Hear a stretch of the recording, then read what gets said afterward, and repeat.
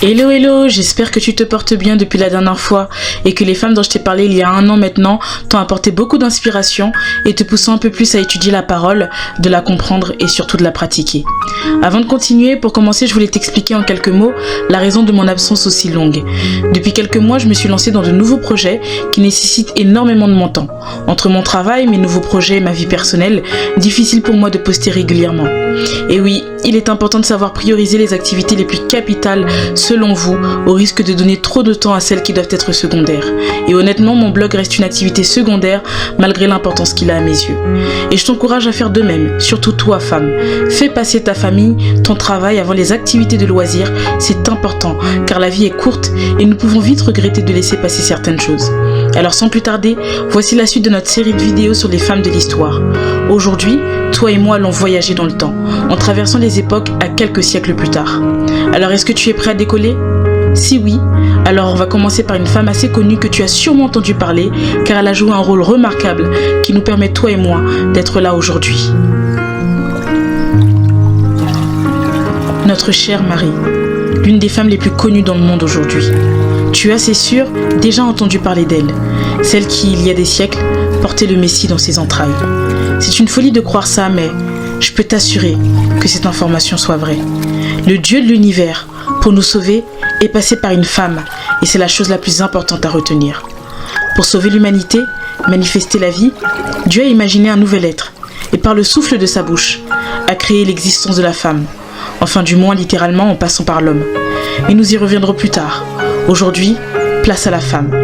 Et pour commencer, il y a eu Ève, notre première matrice sur Terre qui avait été premièrement choisie pour engendrer une descendance qui se renouvelle depuis des siècles. Puis après Rachel, Léa, Bila et Zilpa, les mères d'Israël, quelques siècles plus tard, Dieu a braqué son regard vers une autre lune qui l'avait illuminée, notre chère Marie. Dans la Bible, vois-tu, la femme qui sert Dieu aura toujours un lien avec la maternité, même celle qui ne peut pas enfanter. Un lien avec l'instruction, le courage, la douceur, la force de se battre afin de protéger ses enfants, sa maison, sa patrie et ainsi donc nourrir la vie. Marie, originaire de Nazareth, était une femme ordinaire, une femme avec peu de moyens, une femme invisible. Elle n'avait rien d'une leader ou n'occupait aucune grande fonction, comme certaines femmes de notre époque. Pourtant, Dieu l'avait choisie elle. T'es-tu déjà posé la question de savoir pourquoi c'est Marie qui avait été choisie et pas une autre ? Et aussi pourquoi Dieu voulait se blottir dans les entrailles d'une femme, qui de plus avait cette particularité d'être encore une femme vierge ayant le statut de fiancée ? Laisse-moi t'aider à trouver une partie de la réponse. Dieu avait besoin d'une femme qui représenterait sa fiancée. Une femme vierge, faisant référence à l'église, qui doit être sans tache, ni ride, une femme donc pure, une femme d'une totale discrétion et sans aucun artifice.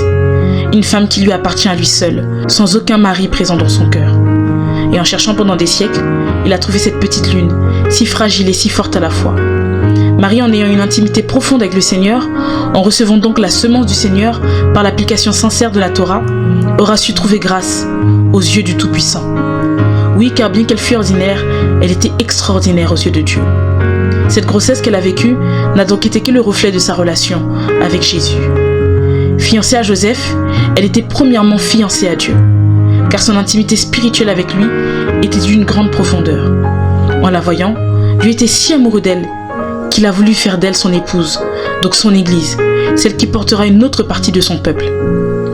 Ce que Dieu veut avec toi, ma lune, ma sœur, c'est d'avoir une connexion pure au point que vous passiez à l'étape des fiançailles, qu'il t'épouse et qu'il fasse de toi une mère. Alors vois-tu, tu n'as pas besoin dans ta mesure de femme physique d'être mariée et d'avoir des enfants pour que tu sois utile à l'œuvre de Dieu. Il ne s'agit purement que de ton cœur. Il souhaite que tu découvres sa nudité, c'est-à-dire voir sa réelle identité cachée. Au-delà de lire la Torah, la Bible, aller à l'église ou avoir une certaine responsabilité dans une communauté quelconque, il souhaite que tu le vois tel qu'il est. Sa personnalité, son caractère, ce qui fait de lui ce qu'il est, au-delà d'être Dieu. Une intimité profonde avec le Seigneur te rendra fertile, car tu ne seras plus une femme vierge malgré ta pureté, mais une femme abondante, duquel coule le lait et le miel, c'est-à-dire la vie et la douceur. En voyant l'attitude pure de Marie, Dieu a voulu l'honorer en exposant leur intimité spirituelle. Il avait donc choisi elle pour porter le Messie, pour porter la libération, pour porter l'humanité, pour porter ce qu'est le véritable amour. Notre chère Marie était authentique. Et donc Dieu l'a choisie pour porter la vie au sein d'Israël.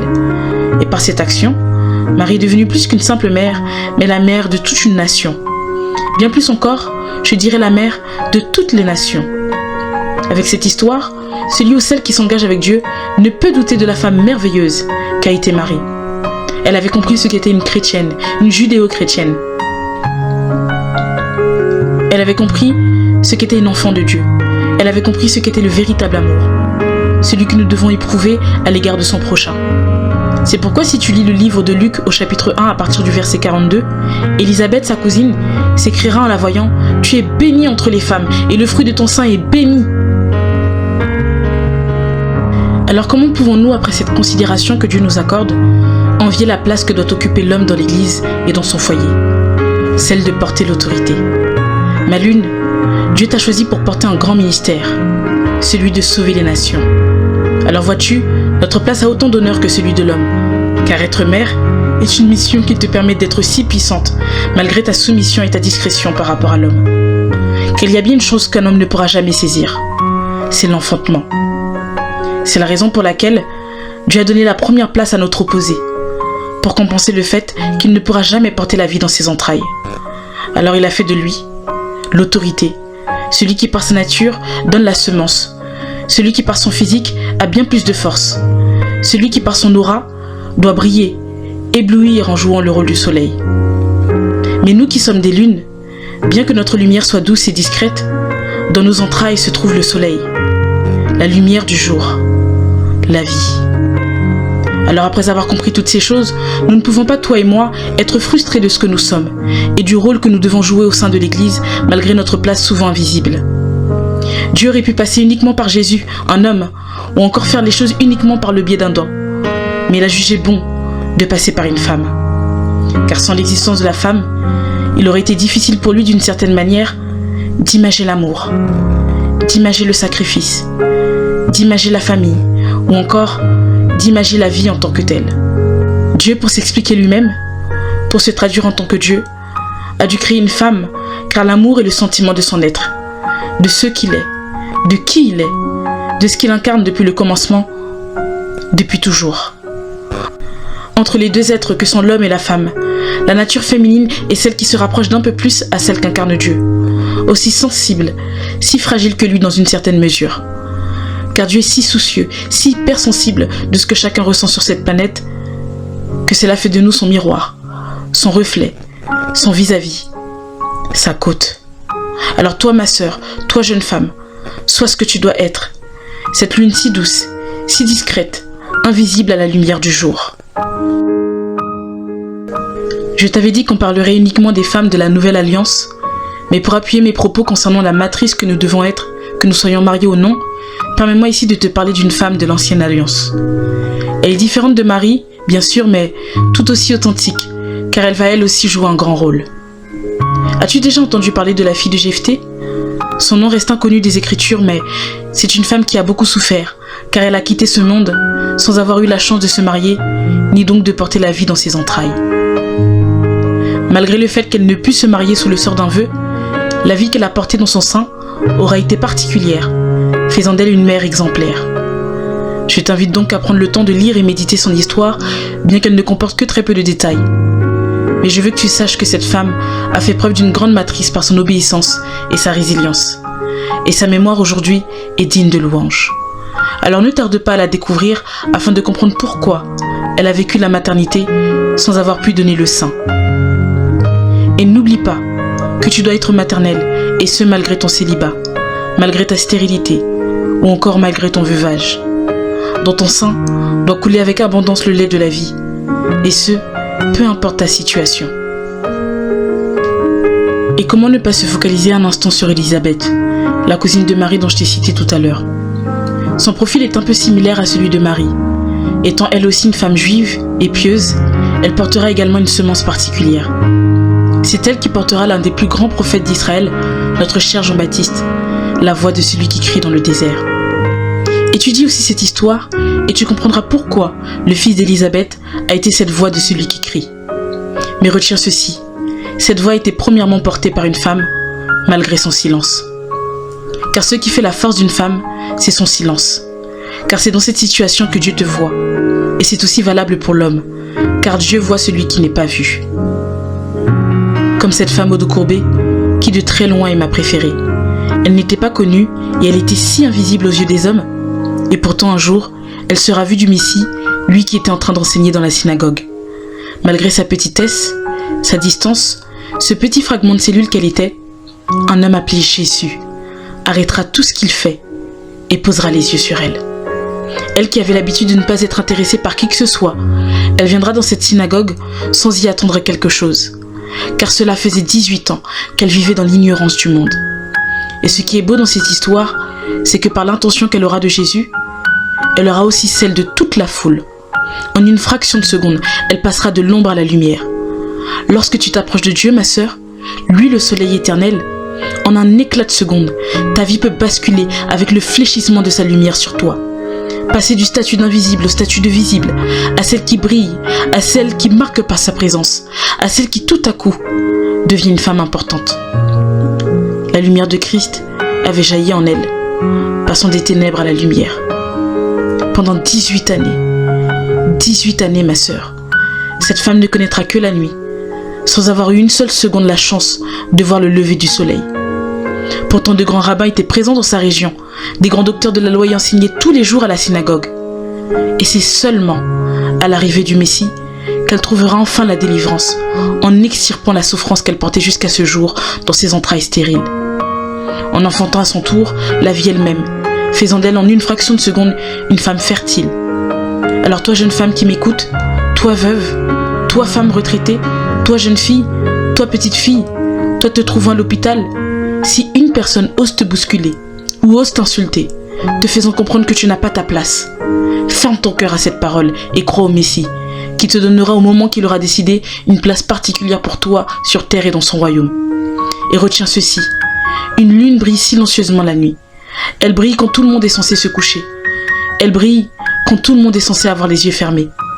La lune parle quand tout le monde se tait, quand tout le monde disparaît.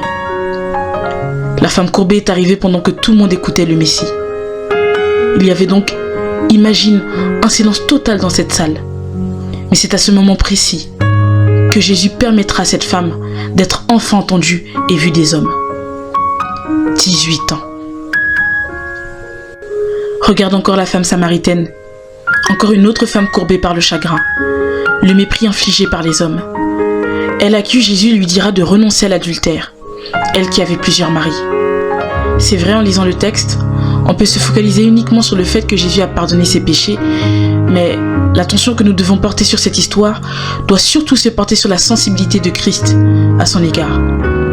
Jésus aurait pu commencer la conversation en lui disant de renoncer au péché, de changer de vie, de changer sa manière de penser. Pourtant, il lui demandera à boire comme si sa personne était indispensable pour lui, comme si ce qu'elle pourrait lui apporter était vital. En lisant son histoire, je me suis demandé pourquoi Jésus lui avait demandé à boire ce jour-là, alors que c'est lui l'eau de vie, celui dont on ne peut se passer. Il existe des tas de réponses à cette question, mais retiens en attendant celle que Dieu m'a partagée. Dieu voulait simplement rentrer dans son sein et y faire jaillir le lait de la vie. Il ne voulait pas se focaliser uniquement sur son apparence, sur sa culture ou ses origines, mais il voulait à nouveau faire briller une femme et lui faire comprendre que peu importe ce qu'elle avait fait, ou ce que d'autres ont pu dire d'elle, sa valeur était inestimable à ses yeux, qu'elle avait tout autant de capacités que les mères d'Israël. Les Samaritains étaient très peu appréciés par les Juifs de l'époque, pour leurs croyances déformées par les divers dogmes auxquels ils avaient mis leur foi. Et ce rejet image aussi certaines femmes de notre époque qui sont rejetées à cause de leur passif, rejetées à cause de leur maladresse, rejetées à cause de leur manquement, rejetées parce qu'elles sont tombées. Et au travers de cette histoire, Dieu a voulu alerter le monde entier que peu importe d'où nous venons, peu importe les erreurs que nous avons commises, chacune de nous avons notre place. Que nous avons également le droit d'être la fiancée de Dieu, si nous décidons de le suivre et de découvrir ce qu'il est. Que nous avons aussi le droit d'être considérés non pas comme une paria, mais comme une femme d'une grande instruction. Jésus regardera la femme samaritaine avec des yeux aimants, des yeux bienveillants, des yeux remplis d'intérêt pour elle, car pour lui, elle était un parfum de grand prix. tu verras aussi dans cette histoire, et ici je m'adresse à toi mon frère, que tu sois célibataire, marié ou père, que les disciples furent étonnés de l'échange que Jésus avait avec une femme.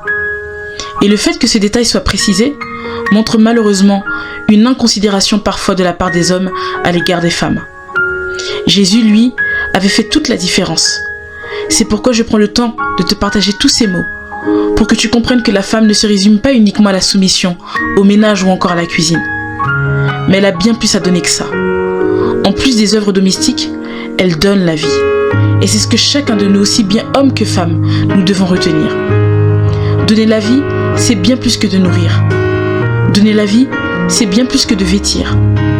Donner la vie, pour le Seigneur, c'est réunir, apaiser, consoler, réparer, sauver, multiplier. Donner la vie pour le Seigneur, c'est aussi guérir une génération. Et je ne parle pas ici d'impacter ou d'influencer une génération, mais bien de la guérir. Car la notion d'impacter aujourd'hui n'a pas de réel sens pour moi si l'on ne se courbe pas pour son prochain. Car il est facile de parler, d'avoir des idées, d'écrire, de transmettre ou encore d'instruire. Mais se courber pour l'autre est l'essence même de la matrice, l'essence même du patriarcat.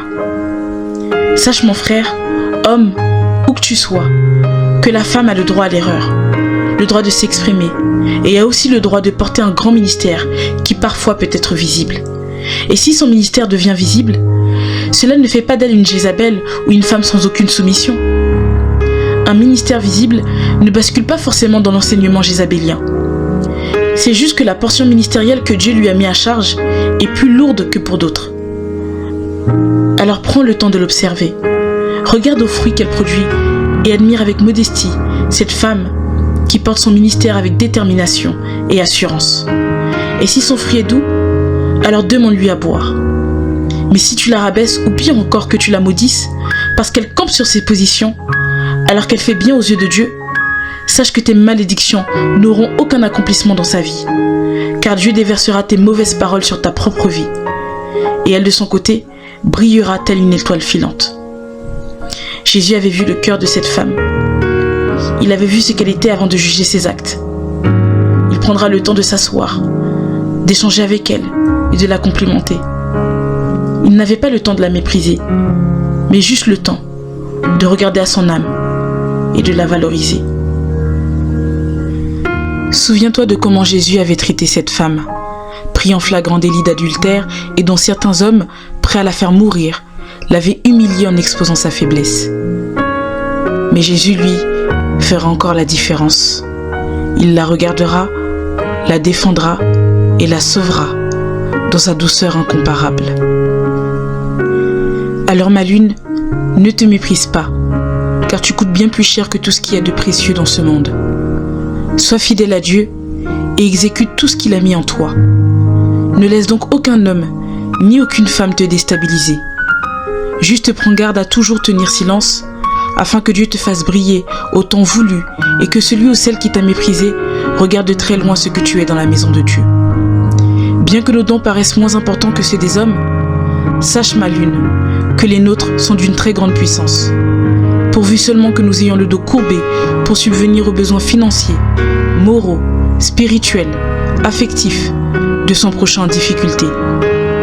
Toutes ces paroles, bien sûr, n'ont pas pour but de créer une concurrence avec l'homme, mais juste pour t'encourager à accepter ce que tu es en tant que femme, à accepter ce que Dieu a décidé pour la femme, à accepter ton identité de femme, à accepter que ta place, bien qu'elle soit sous la subordination de l'homme, a tout aussi sa beauté. Et puis, il y a cette femme, Marie de la ville de Béthanie, une autre Marie qui n'avait pas, elle aussi, une très bonne réputation. Malgré son statut de prostituée à l'époque, elle mènera comme Rahab, si tu te souviens d'elle, cette femme de l'ancienne alliance, une action incroyable. Elle oindra la tête du Messie et lavera ses pieds avec ses propres larmes et un parfum de grand prix qu'elle avait en sa possession. Une fois lavée, elle les essuiera avec ses cheveux. Cette proximité qu'elle se permettra d'avoir avec lui montrera simplement la considération qu'elle lui portait. Elle avait compris qui il était et ce pourquoi il était descendu de son royaume. Elle avait compris au travers de tous ses enseignements qu'il partirait bientôt. Témoin des nombreux miracles de Christ, dont la résurrection de son frère Lazare, Marie avait mis toute sa confiance, sa foi en lui. C'est pourquoi elle fera partie des femmes qui suivra Jésus dans toutes les contrées, l'accompagnant jusqu'à la croix, pleurant sa mort. Marie avait réservé ce parfum pour la sépulture de Christ, pour embaumer son corps, car elle avait également compris la valeur du corps de Christ. Bien plus que la chair d'un homme, mais la chair qui donne la vie éternelle. Une mère, en plus d'instruire, de consoler et d'apaiser, elle doit embaumer son enfant, en le valorisant, l'encourageant, lui faisant prendre conscience de sa valeur. Et c'est la mère qu'a été Marie de Béthanie, en oignant Christ de ce parfum. En le oignant, elle a oint sans le savoir toutes les lunes et les étoiles de Dieu qui souffraient depuis longtemps en silence, sans même pouvoir dire un seul mot. Elle a oint également ceux qui souffraient à plein gosier, en criant de toute leur force qu'ils avaient besoin de guérison. Et c'est grâce à cette femme que nous pouvons sentir bon aujourd'hui, que nous pouvons considérer que malgré notre passé, nous pouvons à notre tour briller. Grâce à elle, j'ai été valorisée et pris conscience que j'étais une grande femme qui avait beaucoup d'amour à donner, beaucoup de choses à transmettre. Et ce don que Marie nous a transmis est un parfum d'un grand prix qui doit être gardé précieusement à l'abri des regards. Marie a su rapidement changer son statut grâce à l'amour de Christ. De femme de mauvaise vie à une mère vertueuse. L'intimité dont tu dois avoir avec le Seigneur est une relation intense pour qu'il te connaisse et que tu le connaisses. Il souhaiterait par-dessus tout entretenir avec toi une relation amoureuse afin qu'il t'épouse et fasse de toi la mère de ses enfants. Rappelle-toi, ma chère lune, que tu es née pour servir l'humanité, te courbant pour chacune des étoiles et des lunes que Dieu a pris soin de dessiner jour après jour. Ces étoiles, ces lunes qui ont perdu tout éclat à cause du chagrin que la nuit leur a infligé. Ces astres ont besoin d'une mère pour briller à nouveau. Sans toi, sans nous, beaucoup resteront courbés sans connaître le bonheur que Dieu souhaite à un plus grand nombre. Pourvu simplement que Dieu soit entouré par de nombreuses mères, toutes différentes les unes des autres, pour apporter l'instruction, l'amour, la joie, la douceur et l'apaisement dont beaucoup ont besoin. Comme Jeanne, une femme aisée qui utilisera ses biens pour aider Jésus dans son ministère. Ou bien encore Salomé, qui suivra Jésus partout où il ira, jusqu'à sa mort, allant même à son tombeau pour embaumer son corps. Marie de Magdala, quant à elle, qui après s'être fait délivrer de cette démon, sera au service de Christ, en lui suivant elle aussi partout. Ou encore Suzanne, et toutes ces femmes dont on ne connaît pas leur nom, qui pleureront la mort de Jésus au pied de sa croix, au lieu où il fut crucifié comme un agneau. Ces femmes seront au service de Christ, de l'Église de Dieu, sans intérêt de gloire. Elles feront les choses naturellement, car leurs actions reflèteront simplement leur bonté, leur sincérité envers Jésus, leur amour envers les nations. Car suivre Jésus ne signifie pas uniquement de suivre sa personne, mais il s'agit de servir la création de Dieu dans toutes ses formes. Être à l'écoute de l'autre, au soin de l'autre, être dans l'équité d'autrui, ne pas regarder l'un comme plus grand que l'autre, ne pas favoriser l'un plus qu'un autre. C'est voir tout simplement celui qui est en face de toi, celui à côté de toi, celui qui par son handicap marche derrière toi, mais qui a besoin de ton aide pour avancer. Laver les pieds de Jésus, c'est couvrir les fautes de son prochain lorsqu'il a chuté. C'est pardonner celui qui t'a fait du mal. C'est de demeurer dans le silence lorsque tu subis une injustice. C'est d'aimer celui qui te hait. C'est de te souvenir de celui qui t'a oublié. C'est vêtir celui que tu vois nu, comme fut Tabitha, une femme connue pour son hospitalité, passant ses journées à fabriquer des vêtements au service des indigents. Aimant coudre, elle a utilisé ce don pour les autres, pour celui qui était démuni. D'ailleurs, ses actions seront récompensées, car dans les bras de la mort, elle ressuscitera quelques heures plus tard par la puissance de l'Esprit de Dieu. Laver les pieds de Jésus, c'est aussi encourager celui qui est maladroit, essuyer les larmes de celui qui est dans le deuil, apaiser l'âme de celui qui est abattu, être dans l'hospitalité, que ce soit dans la maison de Dieu ou hors de sa maison. Essuyer les pieds de Jésus avec ses cheveux, c'est honorer l'autorité dans toutes ses formes, qu'il s'agisse de tes parents, de tes enseignants ou encore de ton patron. Mais la femme doit surtout être connue pour son humilité, sa discrétion, sa simplicité et sa sincérité à l'égard de son prochain. Ce sont ces vertus qui feront de toi une grande femme. Tu peux faire toutes les aumônes que j'ai citées précédemment, mais si ton cœur est rempli de méchanceté, d'hypocrisie, d'orgueil ou de jalousie, sache que ces aumônes n'auront aucune valeur aux yeux de Dieu. Tes actions doivent premièrement être invisibles avant qu'elles ne deviennent visibles. La femme, en plus de sa discrétion, de son silence, de son invisibilité entre autres, doit avoir une grande foi. Et pour expliquer cette qualité, rien de mieux que de te parler de Anne la prophétesse, qui passera son temps au temple dans le jeûne et la prière. Ou tu as encore cette femme, dont on ne connaît pas le nom, qui pendant 12 ans subira une hémorragie qu'elle ne parviendra pas à cesser, malgré ses nombreuses démarches pour guérir. Mais un jour, dans son grand désespoir, elle procédera autrement, car elle avait vu quelqu'un pour l'orienter différemment. C'est alors que par un toucher, le toucher de la foi, elle connaîtra la guérison par la puissance cachée de Jésus. Malgré les lois strictes qui existaient à l'époque concernant l'impureté de la femme en période de menstruation, Jésus honorera cette femme et fera comprendre à tous que bien qu'elle soit impure selon la loi juive, sa foi a démontré que l'impureté ne vient pas à cause d'une perte de sang, mais bien à cause d'un manque de foi et surtout à cause d'un cœur éloigné du bien. Jésus était allé au-delà des textes et s'était focalisé sur l'essentiel. Sa foi, son cœur, faisant d'elle une mère prête à prendre soin des étoiles de Dieu. Et comment ne pas te parler de cette femme grecque, originaire de la Syrie et des cités de Phénicie, qui aura le sens de la répartie face au maître de la sagesse. Je ne te dirai pas ici la parole qu'elle a prononcée, mais sache que cette femme a su ébranler le cœur du Messie. Et parmi toutes les femmes de l'histoire, c'est elle qui, selon moi, a marqué l'esprit de Jésus, dépassant même la sagesse des grands rabbins ou des docteurs de la loi depuis des générations, faisant d'elle l'une des plus grandes femmes de l'histoire. Son histoire m'inspire grandement, car cette femme, bien que je ne l'ai jamais connue, a su me montrer que ce qui fait la grandeur d'une femme, c'est qu'elle n'abandonne jamais la foi, même lorsque tout semble perdu. Et comment ne pas te parler de Rhode, une femme qui, avec quelques frères et sœurs, prieront chez la mère de Jean pour la libération de l'apôtre Pierre qui avait été mis en prison pour prosélytisme.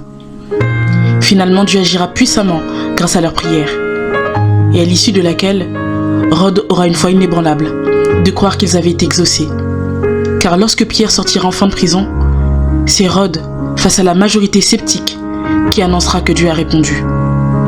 Je te laisse lire cette petite histoire qui t'inspirera beaucoup et te poussera toujours à croire en tes convictions, même lorsque le plus grand nombre tente de te déstabiliser, pourvu simplement que tu sois fidèle à la Torah, fidèle à la parole de Dieu.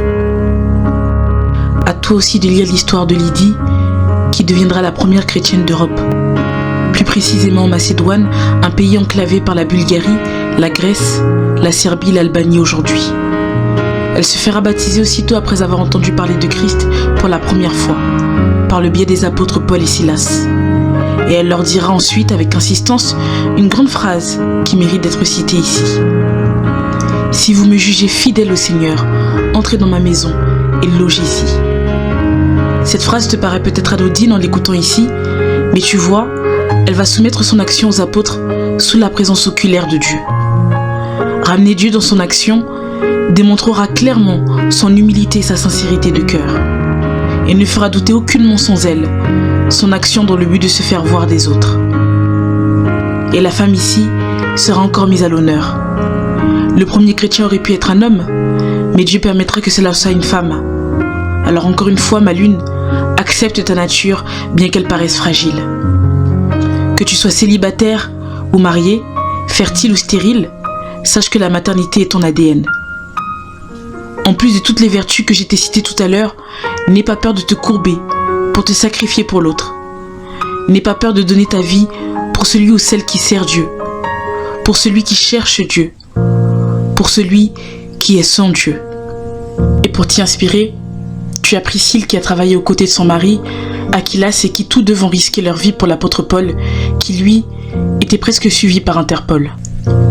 Tu as encore ces deux femmes, Évodie et Syntyche, qui lutteront avec l'apôtre Paul et d'autres serviteurs pour défendre l'évangile de Jésus-Christ, au point de risquer leur vie à leur côté, telles des femmes guerrières, des mères prêtes à tout pour sauver la patrie de Dieu, malgré leurs manquements. Je pourrais te citer encore plein d'autres femmes, mais je t'en réserve quelques-unes pour une dernière vidéo sur laquelle je te préciserai les limites ministérielles des femmes dans l'enseignement. Car j'ai eu pas mal de questions sur comment la femme doit instruire, car il n'est pas facile, c'est vrai, de faire la différence entre l'instruction que la femme peut apporter à ses brebis et celle que l'homme doit apporter aux siennes. J'espère que toutes ces paroles t'auront édifié et te donneront envie de te battre pour être une bonne épouse et une bonne mère dans la maison de Dieu. Moi qui t'ai dit toutes ces choses, j'ai encore des lacunes, des manquements, mais je sais que j'y arriverai. Comme l'avait dit l'apôtre Paul, de progrès en progrès. N'oublie surtout pas de partager cette vidéo, notamment aux hommes, aux frères, afin qu'ils aient eux aussi conscience de notre valeur, car certains malheureusement ont tendance à nous considérer comme impurs et attendent la moindre occasion pour nous jeter la première pierre et nous courber dans le chagrin. Fort heureusement, nous pouvons compter sur d'autres hommes qui sont d'une grande bonté à notre égard, tel le fut Jésus notre Messie à l'égard de toutes ces femmes que nous avons vues au travers de cette vidéo. Je te dis à bientôt pour la prochaine vidéo, en te laissant sur ce petit message biblique qui j'espère te bénira. Les Proverbes, chapitre 31. Parole du roi Lemuel, sentences par lesquelles sa mère l'instruisit. Que te dirais-je, mon fils? Que te dirais-je, mon fils de mes entrailles? Que te dirais-je, mon fils objet de mes vœux? Ne livre pas ta vigueur aux femmes, et tes voix à celles qui perdent les rois. Ce n'est point au roi, Lemuel, ce n'est point au roi de boire du vin, ni au prince de rechercher des liqueurs fortes. De peur qu'en buvant ils n'oublient la loi, et ne méconnaissent les droits de tous les malheureux. Donnez des liqueurs fortes à celui qui périt, et du vin à celui qui a l'amertume dans l'âme. Qu'il boive, et oublie sa pauvreté, et qu'il ne se souvienne plus de ses peines. Ouvre ta bouche pour le muet, pour la cause de tous les délaissés. Ouvre ta bouche, juge avec justice, et défends le malheureux et l'indigent. Qui peut trouver une femme vertueuse? Elle a bien plus de valeur que les perles. Le cœur de son mari a confiance en elle, et les produits ne lui feront pas défaut. Elle lui fait du bien et non du mal tous les jours de sa vie. Elle se procure de la laine et du lin et travaille d'une main joyeuse. Elle est comme un navire marchand, elle amène son pain de loin. Elle se lève lorsqu'il est encore nuit, et elle donne la nourriture à sa maison et l'attache à ses servantes. Elle pense à un champ et elle l'acquiert. Du fruit de son travail, elle plante une vigne. Elle ceint de force ses reins et elle affermit ses bras. Elle sent que ce qu'elle gagne est bon. Sa lampe ne s'éteint point pendant la nuit. Elle met la main à la quenouille et ses doigts tiennent le fuseau. Elle tend la main au malheureux, elle tend la main à l'indigent. Elle ne craint pas la neige pour sa maison, car toute sa maison est vêtue de cramoisis. Elle se fait des couvertures, elle a des vêtements de fin lin et de pourpre. Son mari est considéré aux portes lorsqu'il siège avec les anciens du pays. Elle fait des chemises et les vend, et elle livre des ceintures aux marchands. Elle est revêtue de force et de gloire, et elle se rit de l'avenir. Elle ouvre sa bouche avec sagesse, et des instructions aimables sont sur sa langue. Elle veille sur ce qui se passe dans sa maison, et elle ne mange pas le pain de paresse. Ses fils se lèvent et la disent heureuse, son mari se lève et lui donne des louanges. Plusieurs filles ont une conduite vertueuse, mais toi, tu les surpasses toutes. La grâce est trompeuse et la beauté est vaine. La femme qui craint l'Éternel est celle qui sera louée. Récompensez-la du fruit de son travail et qu'aux portes ses œuvres la louent.